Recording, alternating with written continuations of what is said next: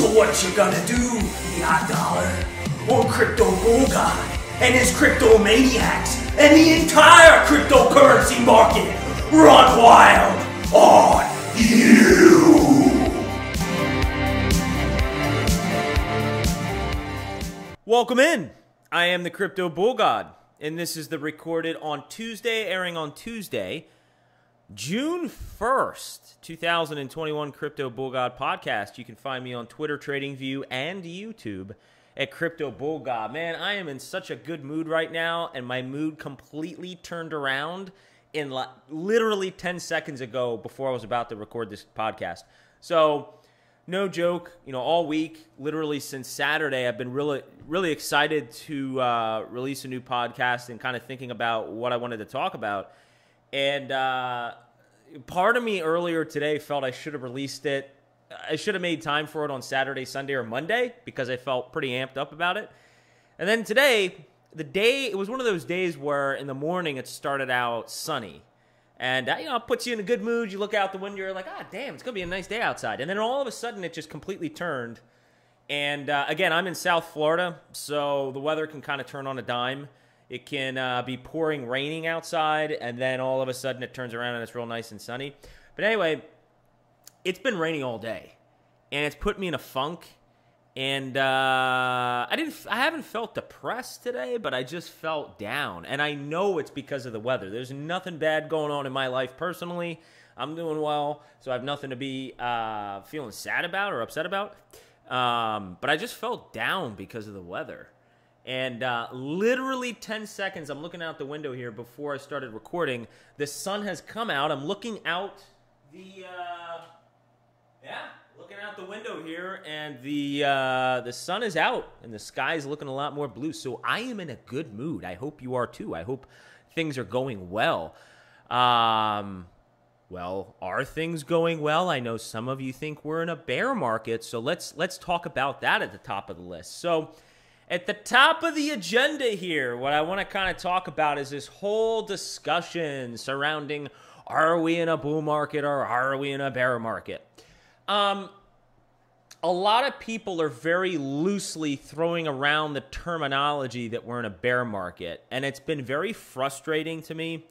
I've engaged with a few people on Twitter where it's readily apparent, no disrespect, but it's readily apparent that I'm interacting with people that have a very, very, very, very, very low level of knowledge, to be polite. And some of these people are attempting to educate me on what a bear market is, which is quite interesting. If you're going to look up a textbook definition of what a bear market is, and you're going to go based on a percent correction, whatever Webster's definition is, you're going to find that we entered a bear market in late April of this year. We entered a bear market in late March of this year. We entered another bear market in late February of this year. And we entered a bear market, believe it or not, near the beginning of January of this year. Here's what I'm using very simplistically to determine whether or not we are in a bull or a bear market. If we are entering a bear market, what I'm looking for is a death cross, what is referred to as a death cross. What's a death cross? That doesn't sound too thrilling. The death cross is when you pull up a chart and you look at the 50 SMA crossing below the 200 SMA. Currently looking at the chart, I think we're going to, depending when we actually start beginning to make our move up here and cross over 42,000 and sustain levels above 42 to 43,000, I think we're going to entertain having the 50 getting very close to the 200 SMA, but I'd be surprised if it crossed below. We did have a fake out back in March of 2020 where the 50 crossed below the 200 SMA. It actually happened before then too. And then we ended up crossing back above it and having what's known as a golden cross. So a golden cross is when the 50 SMA crosses above the 200 SMA. And from a technical perspective, this is when we're entering a bull market or a bull cycle, okay? So I wouldn't say cycle, I would say bull market. cycles on my mind because it's something I want to talk about for sure. My thoughts, and I'm going to release a TA video later this week. I feel it's, I think I owe it to those who follow me to share an update on kind of where we're at and my thoughts. But I wanted to kind of let the dust settle. I said this on Twitter. I wanted to let the dust settle, let things kind of cool off and see where we were at. I've posted a few charts since then, mainly focusing on Bitcoin, because again, Bitcoin is the driver of value, and what it does, it will ultimately dictate the direction of the market. But I want to clarify a couple things here, because I think sometimes what we lose track of, us who are within the crypto community and us that are invested or looking to or just have just gotten into the market and are learning, or us who have been here for a long time, okay? I have a sense that most of the people I interact with have not been here very long. I want to make it very clear that my content, my YouTube channel, and my content on Twitter, everything I put out there, I don't do things for... There are two things I don't do. I'm not putting out content for day trading. I'm not putting out content for very short-term swing trades. I'm also not putting out content for what's going to happen 10 years from now. Okay? Here's the focus of my content. The focus of my content, and no matter how many times I repeat this to people who are even very close to me, they still don't seem to get it. Listen very carefully to what I'm saying here. The focus of the content that I put out there to help you guys, okay? I'm a small-time person from the Northeast, okay? I'm a nobody. I'm an educated nobody. I'm a mathematical, I'm an actuary, okay? I'm a nobody, and I'm here to try to share what I see to help you out. My focus for myself, and the focus that I thus share in my content, is for the current cycle we're in. My view, my belief, based on everything that I've studied, is that the cryptocurrency markets are currently undergoing cycles. The cycle is comprised of a bear market and a bull market. We are in the midst of a motherfucking bull market. Make no mistake about it. The focus of my content is to help you to maximize the profit that you can see in your portfolio by using my chart analysis as a data point in your own independent analysis to determine when to properly scale out of your investment towards the peak of this cycle. We are not at the peak of the cycle. Crypto Bull God, why are we not at the peak of this cycle? Go back, I'll leave a link. The last TA video I did, there were 6 empirical data points. There was a 7th data, well, it wasn't a data point. There was a 7th point, comical in nature. But there were 6 empirical data points that tell us, each of those data points tell us that we have not reached a top in this current cryptocurrency market cycle.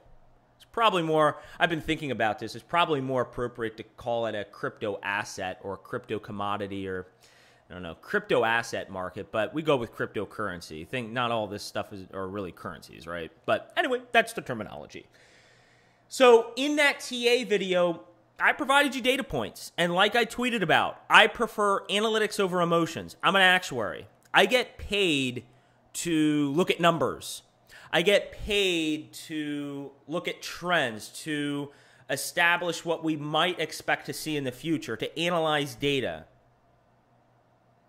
People come to me, people come to the team, the network of actuaries that I work with to analyze data and to just give probabilistic statements regarding what we might expect moving forward. That's what I'm doing with the charts. It's the same damn thing. So I have gotten much better, and believe me, I can sympathize with you if you're at a point in your life where a lot of this stuff is just foreign to you and you're getting emotional. I've been there. I've made horrible mistakes because I've been impatient and emotional. Emotion is a money killer. I had someone in particular who reached out to me on Twitter and said he was selling, and I think what he was implying was he was selling everything. I don't know if he was selling. I'm pretty sure what he was saying was he totally got out.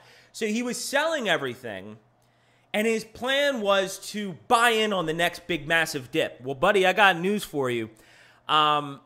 We didn't get that big massive dip, so I don't know if you're still waiting, but what is your game plan, my friend?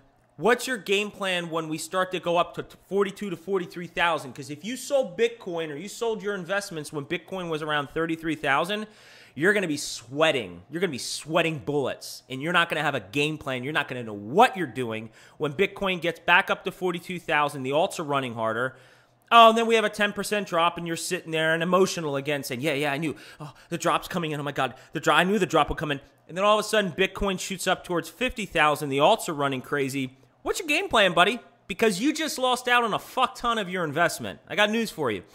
If you are early into this market, let me tell you something. No matter how smart you think you are, it's naive, ignorant, and stupid. I'm not calling any single person. I would never do this. I'm not calling any of you ignorant or stupid. I'm calling the decision ignorant or stupid to think you can outsmart this market. Are you kidding me? We would all be millionaires. Come on, think about it. Think. Exercise common sense and logic. You can't outsmart this market. For most of you, the best decision that you can make when you are investing, not gambling, not pretending like you can read a chart when you can't, investing, the best decision you can make when you're investing is to scale in. To try to determine logical entry points and just continue to scale in. And based on your own independent analysis and based on a few other data points, or in other words, other people who you are relying on as well, to kind of spot check yourself, when you think things are very overheated and it's time to start scaling out, then start scaling out. But until then, don't sell a single fucking thing. It's ignorant and stupid. Again, you are not ignorant and stupid. We all make stupid mistakes. We all can be ignorant at times. But please, for the love of God, there's no part of me that doesn't want to see you. Whoever is listening to me, there's no part of me that wants to see you not succeed. Every single person that spends 1 second of their time listening to me and values the input that I have much respect and appreciation for you. I sincerely do. And I want to see you succeed. I'm just trying to be very realistic with you. You are not going to be able to play this market like you're at a round of blackjack or whatever at a roulette table out in Vegas. There's so much manipulation that takes place in these markets, in the crypto markets, just like there is in the stock market. You're not going to win thinking that way. Scale in at logical entry points and hold the fuck out of that stuff until you think, based on your own education and the other data points you use, when things become overheated, then it's time to scale out. And you have to know what. These are the same things I keep repeating over and over and over again. And you have to know those levels at which you're going to scale out. Don't also think that when things become really high, if you don't have a game plan in place on when you're going to sell, you're also going to lose out. You have to know that ahead of time. Really quick commenting overall on the market, how I see it. I do think that the capitulation moment, I've been consistent. Look, go back and read my tweets. Nothing's 100%. I've always said this. I don't know with 100% certainty that 30,000 was the bottom. But since that moment occurred, I've been very consistent in what I've tweeted out that I believed most likely it was. That was a capitulation moment at 30,000. We got a large wick down. I was asked, did you think price was going to go down to 30,000? No, I didn't think it would go that low. But if you look on a daily chart, we went back to 30,000. We went down to 30,000 and we closed at 36,780, which was actually in a box that I did communicate in that last TA video if you go take a look. Again, volatility. This is a very immature market, okay? There's not a lot of liquidity when you compare it to a lot of other things, okay? So you have to understand that there's going to be a lot of price wicks and volatility within this market. But I have been very consistent in saying I thought 30,000 was the bottom, and either we would have a V-shaped recovery or some sort of stagnation. We need to sort of recollect ourselves. I'll draw a parallel here. It's like I kept saying that I wanted to see some cool off, and I wanted to see the lengthening take place in this market because Bitcoin was getting too hot. It was exceeding my expectations. Okay, it was exceeding my expectations. And I had a concern that if things continued to get overheated, we would top much, much, much earlier than what I had originally anticipated. So I wanted to see things cooled off because I've explained in earlier podcasts and TA videos, the longer this goes on, recognizing we are in a bull market, the longer this goes on, the higher our top's going to be. And I've explained this many, many, many times in the past. So this is actually, in terms of where we're going to top out, this is very healthy. This is a very good thing. Now, what do I see moving forward? And I'm going to hit a little bit more on this in my TA video.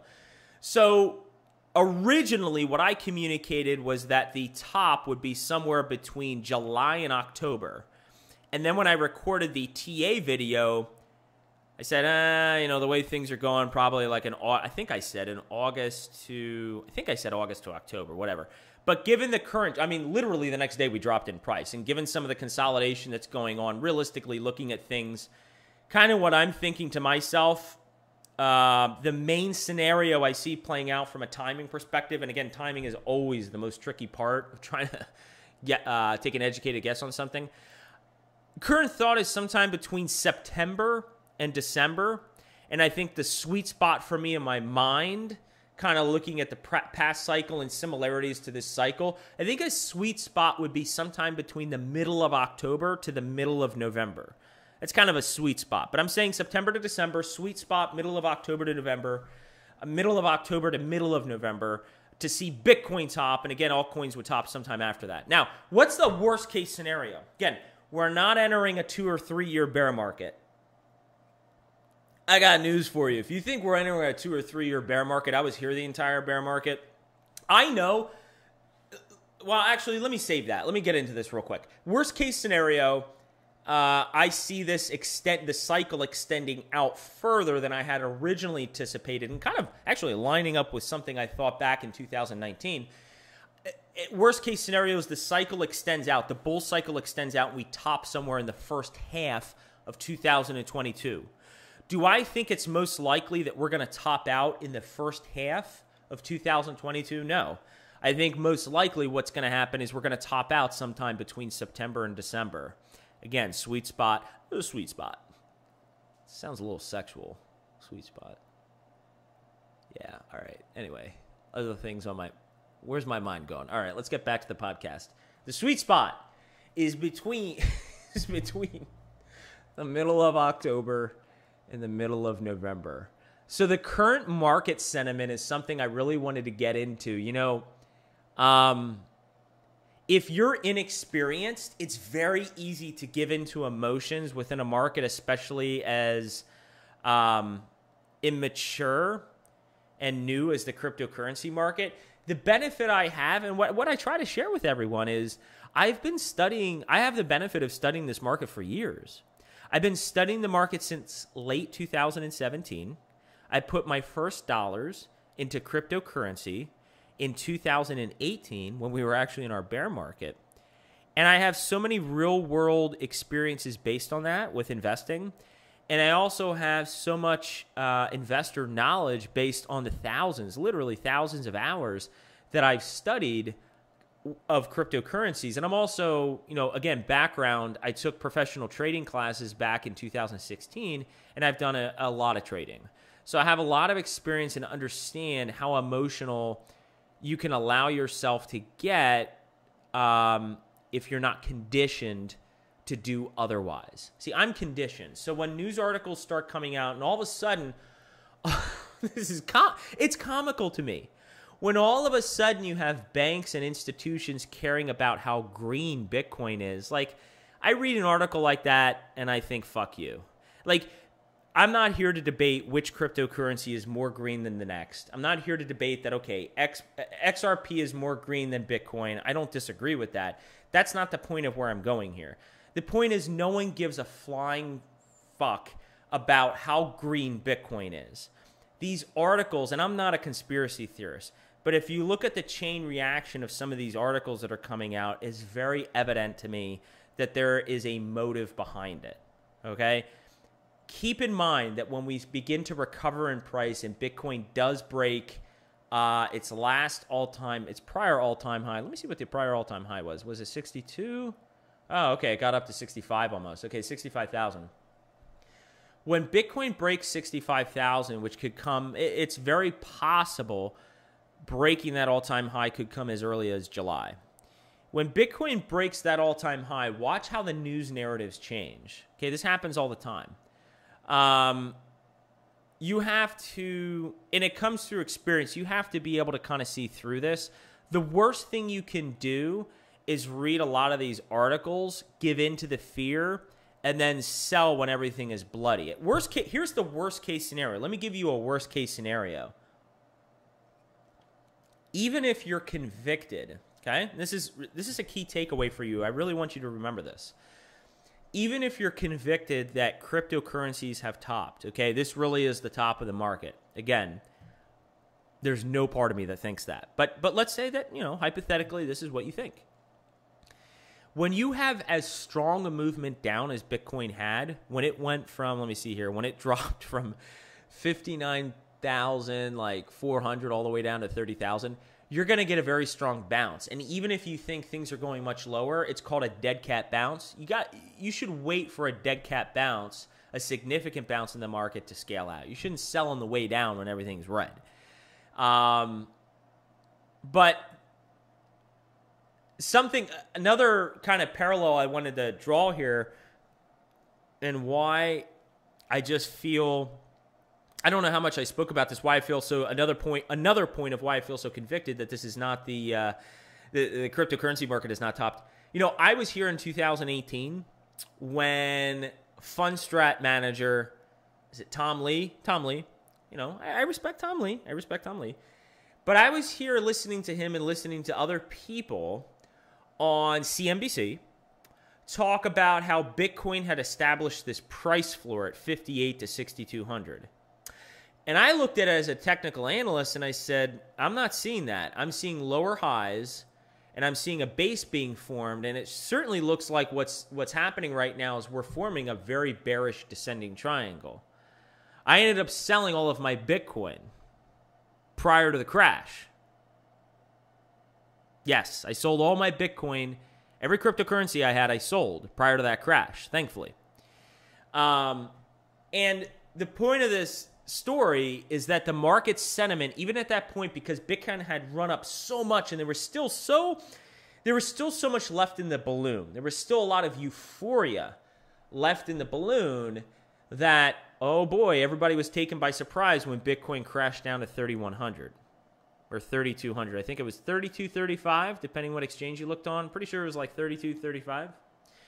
So not surprising to me, but surprising to anyone who would have listened to the mass media news narrative and was uneducated. What's happening right now? Well, if you listen to the mass media news narrative and you listen to ass clowns like, who is this guy that I tweeted about? What the hell's his name? He's a contributor on CNBC. Carter B. Worth, or who's this jackass on CNBC? Carter B. Worth. He came on CNBC on Friday and gave his best pouty face and looked so dejected and so sad. And he came on CNBC and talked about it. Bitcoin's in a head and shoulders formation, and it's oh my God, it's gonna hit 20,000. If you actually, as a technical analyst, if you look at what he drew out, first off, the second shoulder hasn't properly formed. But third, if you actually just, the point that completely discredits what he drew out, not only does his formation look fucked up, but if you actually look at the target that he spoke to, the target, and this is, I actually should have gone back right before the podcast to spot check myself, but real quick, I drew out the target of his Head and Shoulders, and I think, don't quote me on this, but I think the specific target took us like to 8,500. So him saying we're going to $20,000 made absolutely zero sense based on him drawing a Head and Shoulders. And again, this is supposedly a technician, some professional guy, works for some company. I don't have it in front of me, but he works for some company here. He's a technician at Cornerstone Macro. If you choose to listen to people like him, again, I don't find it coincidental. I don't find it coincidental that he spoke to $20,000, just like a lot of other people on Twitter have been speaking to $20,000. The only thing you can say about $20,000 is essentially that was the prior all-time high, and so now people are pointing to Bitcoin going down to 20,000. That's the only thing you can point to, Bitcoin going down to 20,000. If you want to sit here and you want to wait for Bitcoin to hit 20,000, by all means, sit here and wait. I don't see it happening. Another thing I wanted to get in here as it relates to current market sentiment is I wanted to specifically address the Scott Minard tweet from Guggenheim. And I want to clearly explain why I took time out of my day, and it looks like this thing has continued to get traction. We're at 649 likes as I speak, and that's good to see. I wanted to speak to why I took time out of my day to respond to this ass clown concerning his tweet. Now, someone, and I can understand why on the surface you would read my response to Scott, which I'll read back to you, why on the surface you would read this and you would assume that what I'm applying is that Scott's saying the market's going down. That's not at all what I was saying. Let me clearly explain what pissed me off about this tweet and why I look at him as a wolf in sheep's clothing. Okay, he's a turd. He's a turd. Let me read you his tweet and let me read you my response. Crypto investors, be warned. Be prepared for a volatile holiday weekend. My response. Hi, my name is Scott Minard. Minard. I don't know how you say his name. You can tell based upon both my job title and professional photo, I have your best interests in mind. Clearly, I would never act disingenuous to instill fear in others, profiting in the process. Please follow me for more enlightening crypto tweets. That's how it was supposed to be read, by the way, if you didn't know. So this ass clown will be somebody who, look, regulators are never going to. He's smart enough to know how he can go around things, but let me actually just get at the tweet and tell you exactly what I'm thinking when I'm reading this. First off, it's the tone of the tweet. It's ambiguous. It's a little ambiguous, but the tone of the tweet is to be alarmed. To be alarmed. Okay. Again, imagine, and I don't know how many of you are, but I'm trying to imagine myself as a uninformed, really uneducated retail investor who sort of just got into crypto and doesn't really know a lot of stuff about it. And now I read this tweet from this professional guy from Guggenheim who just, he looks so professional and he has such a nice job title and, you know, he knows what he's talking about. And now he says, be warned. Well, warned? Well, fuck, I'm on alert. What do you mean I gotta be warned? Like, what do I gotta be warned about? I got into this shit thinking that I was gonna get filthy rich. Be prepared for a volatile? Holy shit. Everything's already gone down. Be volatile? There's gonna be more volatility? This holiday weekend. It's the tone of the tweet. And let me add, it's also the timing. This tweet literally came out of nowhere. To my knowledge, Scott Minard is not tweeting regularly on cryptocurrencies. There's nothing helpful about this tweet. What has Scott said to help you? What has he said to help you? It would be different if he said something, and I'm thinking off the cusp here. By the way, I put no thought into this, but it would be a lot different if he said to you and I, Everyone who's invested in crypto, please understand it's a very immature market. We have experienced volatility. We may experience some additional volatility this weekend. But if you know what you're invested in, be convicted in that. Education is power. Okay, there's something there of more substance to put, you know what? This is actually a good way to put it. There's something of more substance within that tweet that I just shared with you that gives you more power to take control of your investments and really feel more empowered. Like, yeah, you know, this has happened and this next thing could happen, but you know what? If I'm educated and I feel convicted about what I'm educated in, then I feel like I should know what the next best steps are. No, he came out with an ambiguous tweet. There were 2 words, warned in volatility, that could spark emotion within retail investors. He is a wolf in sheep's clothing. I guarantee you he is. Okay?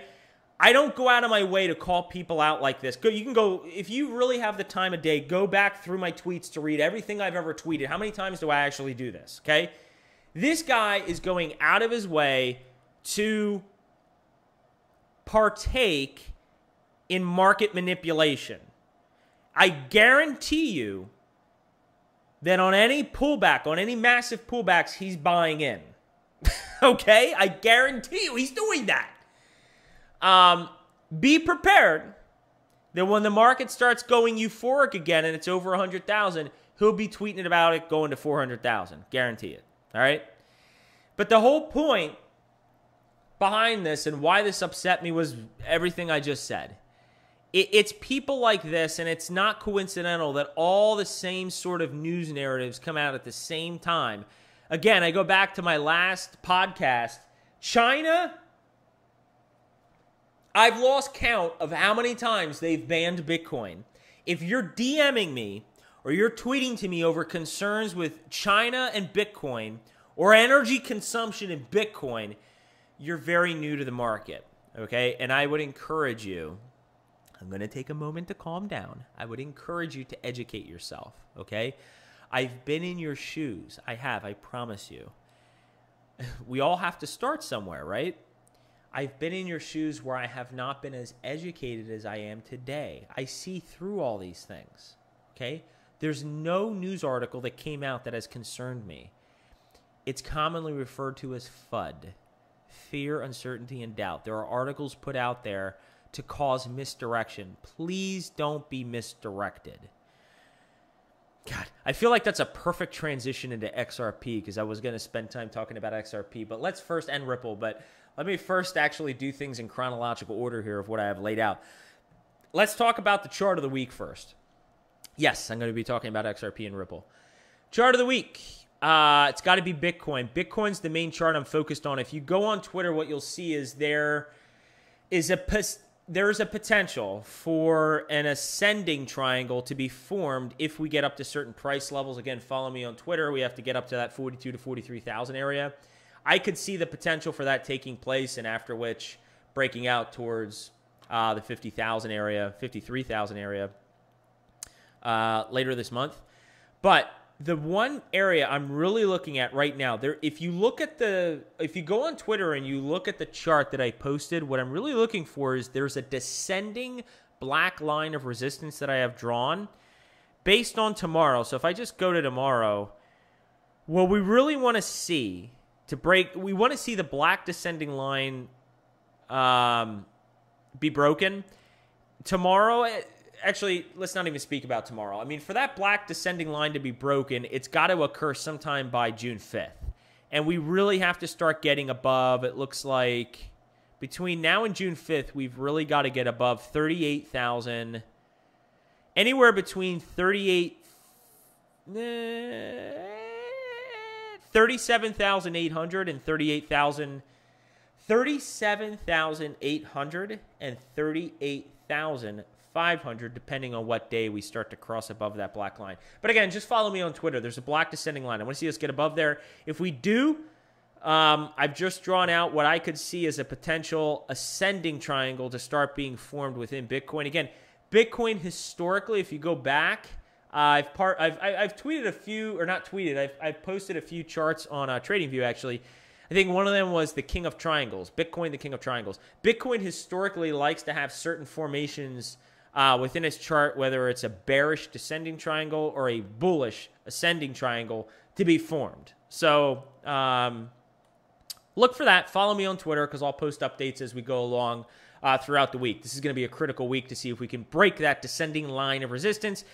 Bitcoin is the driver of value, no matter what your view is. So that's kind of where we're at within the market. So you want to see us get up, sort of test that 42 to 43,000 area very shortly. So Twitter questions. Funny thing about the Twitter questions, I do see I have a lot of notifications here, but I'm not going to check. Time is up and expired. I already tweeted out, so if anybody's coming with any new questions, too bad. It's so comical to me when things are so depressed like this and the prices are going down and we've had a sharp recovery. I get so little engagement. It's so hard to grow your followers and subscribers on YouTube during a time period like this. Regardless to say, I'm close to 3,000 followers on Twitter, so thank you for that. I very much appreciate the growth there. But it's a lot harder to get engagement. That being said, the only question I got surrounded XRP and Ripple. So let me bounce to that right now. What we got? So basically what's being asked here, short-term expectations regarding the end of the lawsuit, longer term regarding mass adoption of central banks, and TA. Okay, so let me get to the TA first. The TA, I'm very consistent, and call me out if you feel I'm ever inconsistent. I've been very consistent saying I have not posted any charts about XRP lately since it got taken off all the U.S. exchanges minus Uphold. Thank you, Uphold. Because those limit orders have been removed. And at this point, my philosophy with XRP is the XRP that I own, I have not bought anymore, and I have not sold anymore since the beginning of the year. I've just held it. I have an option to sell it if necessary through Uphold, which was critical to me holding given the Black Swan event. But given the limit order limitation, it's not on Coinbase Pro, it's not on Binance US. I just haven't been as active and following it, charting. So I don't have anything on TA Visions outside of, because I'm just holding it. I'm holding it until it actually gets back on the U.S. exchanges, which I fully expect will happen this year, by the way. I should note that. As far as price targets and where I see things going, I've already actually spoken to this in my prior TA video. If you go to my YouTube channel and you go to the Holy Crypto Trinity video, what you'll see is written out in an Excel file. I have a target for XRP of 6 to 8 this year at the conclusion of the crypto cyclical bull cycle top. But I also noted verbally that, based on things that I've learned within technical analysis, this what I would call a rule of sevens is if we do hit $7, I could see the price wicking up to that $9 to $10 area. So really my target is sometime, at the conclusion of this cycle, something between $6 to $10. Something I'm also on record for saying, HBAR, XRP, and XLM will all have similar, not the same, similar USD tops in my opinion. Again, this isn't market capitalization. Again, if there's a big distinction, there's a massive distinction between USD targets and then market capitalization. I'm not saying market cap. I'm saying USD targets. HBAR, XLM, and XRP will have similar tops this cycle. As far as central bank adoption, look, I would actually say, I would argue that beyond Bitcoin, XRP and the use cases that Ripple for Nostro Vostro accounts and cross-border transactions, I would actually argue maybe I'm actually more educated on XRP and Ripple, to be quite honest with you, than Bitcoin and some of the intricacies there. It's either equal or more on XRP and Ripple. So believe me, I'm very educated and knowledgeable of the main use case that Ripple is using, that would like to use XRP for. As far as mass adoption by central banks, what I would say is this. Look, nothing is known for sure, but I will say based on everything that I've studied, who gets invited to meet with the IMF, back in 2019 and speak about how we can eliminate nostro-vostro accounts and holding foreign exchanges in other countries and just using XRP as in the blink of an eye to exchange different currencies, right? So I see the real world use case. I see the potential. I will say this, potential for central banks to use it. I very much see that. In fact, I've spoken to that a lot to even family members about the potential for that. Nobody knows if or when that's going to happen, but I will tell you, based on the efficiencies of XRP, based on the progress that Ripple has made, I feel convicted that it is a very real possibility that we could see something like that down the road. Yes, I definitely, and that was my investment thesis. That always has been my investment thesis is, the reality is XRP is a lot more efficient in countless ways than Bitcoin. There's no question about it. But I've always said Bitcoin has had first mover advantage. I've always said Bitcoin is the Nike of cryptocurrency. Okay, it is. It's got the trademark. It's got the first mover advantage. There's no debating that XRP is much more cost efficient and faster and all these things that we all know. And will it be used by central banks? I sure as hell hope so, because I've done enough studying to form an investment thesis based on that. So I think it's very possible. Lawsuit, I'm a couple videos behind, honestly, on Jeremy Hogan's YouTube channel. My understanding is that it sounds like we could be close to a settlement, so I have to catch up on his videos. By the way, if you don't follow him, Jeremy Hogan, let me make sure I have his YouTube channel correct here. I'm subscribed to him. He was actually kind enough to befriend me on Twitter. Jeremy Hogan. Let me make sure I have him right. Jeremy Hogan. Yeah, so his YouTube channel... Hello, happy Memorial Day weekend. Welcome. Yeah, whoops, clicked on that by accident. So his YouTube channel is Legal Briefs. If you're not subscribed to him, I highly encourage you to check out Jeremy Hogan. It's Legal Briefs on YouTube. He does an awesome job of covering the lawsuit situation between SEC and Ripple. It looks like I'm 2 videos behind. So there was a video a week ago and a video 3 days ago. So I need to catch up. So I don't know anything specifically myself, but I have been seeing on tweets that it sounds like we could be getting closer and closer and closer towards a settlement. So those are my thoughts there. Now, in closing, what else do we have for the... Oh, the only thing else I would encourage you in closing, guys, is something I've been thinking about is, I know personally for myself, I have a tendency that when I'm very passionate about things, like I am extremely passionate about cryptocurrencies, I have a tendency to kind of lose sight of other things. And so don't allow that to happen to you. If you're in a relationship or you're happily married or you have the companionship of even a pet, which is something I'm looking to do later this year. I really miss having a dog. So I'd like to get a dog more towards the end of this year. Don't miss out on those opportunities to spend times with friends and family. My family is not down here. I miss them very much. There are things we all take for granted when it's natural. It's human. There are things we don't realize in the moment, but there are things we take for granted when family is so close. And then what happens is when they're far away, you realize it's a lot harder to get together, especially when your family doesn't come down to visit you and you have to go visit them. Sore subject. Anyway, but just make sure that you're making time in your life for other people, and expanding your friendship network.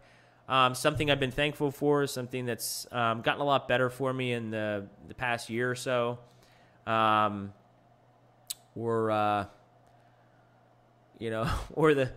the dating world or the relationship world. Make sure you're getting out there and just spending time with people. Perspectives for me have changed so much over time.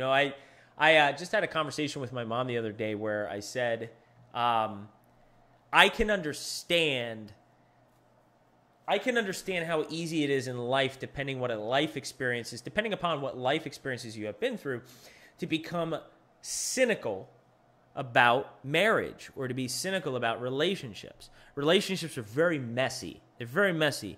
And I think it's actually, I think it does us honestly a disservice when we watch Disney movies and we see the fairy tale endings, because that's not reality, And there was a point in time when I was younger and naive to the fact that you fall in love with someone, you get married, and things end up happily ever after. You have rough times, but things end up happily ever after. And you quickly learn that, yourself included, so myself included, we're all messy people. We all have things, and things cause conflict, and relationships are not easy.